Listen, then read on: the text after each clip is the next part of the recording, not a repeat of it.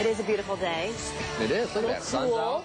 50 degrees at 7:42. The sun's going to warm things up, though, pretty quickly. Are you looking to make a positive change, maybe in your lifestyle? In Fitness Works, Molly Palmatier shares the story of a man who turned a debilitating condition into an agent of change.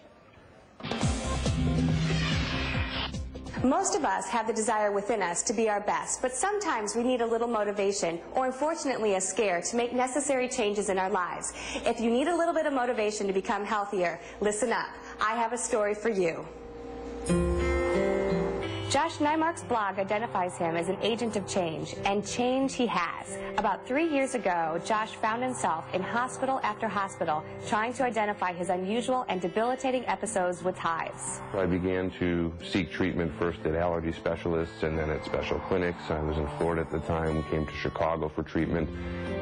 But after battling for 3.5 years and still being undiagnosed, I ended up at the Mayo Clinic in Rochester, Minnesota.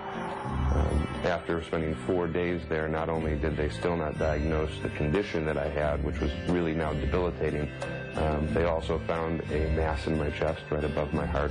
And I decided to take matters into my own hands. And I was probably crossing over to the border of Wisconsin when I remembered I had an old Schwinn bike in the garage. And I thought, you know what, I'm going to pump those tires up and I'm going to start riding that bike. You know, I didn't want to be sick anymore. I wanted to see my son Jack and play with him and be able to carry him on my shoulders for a while. Josh is not a certified trainer and is not trying to be. He's just a guy committed to serving as an example to make positive changes and hoping others realize it too. And I found many definitions for agent of change.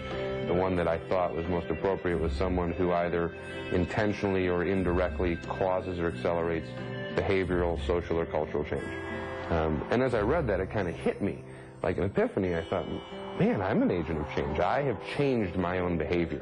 And it's interesting that now, because of this physical and behavioral change, that I am mentally in a much different space. I'm mentally very clear. And there are other things I want to change. I want to make social and cultural changes.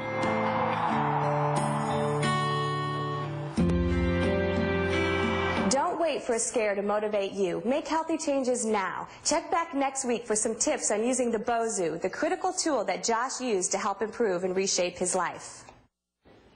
Yeah. Wonderful, fabulous story. He's been able to do that. Molly will be quick to tell you, if you make the changes now, you can prevent that scare from even happening. If you can't wait until next week and want to know more about Josh's story, log on to his blog site. It's joshneimark.com.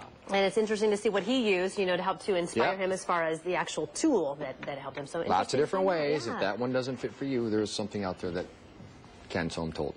Talking about things that fit, you might need a coat. Find out an old, you know, bust out those jackets and coats this morning.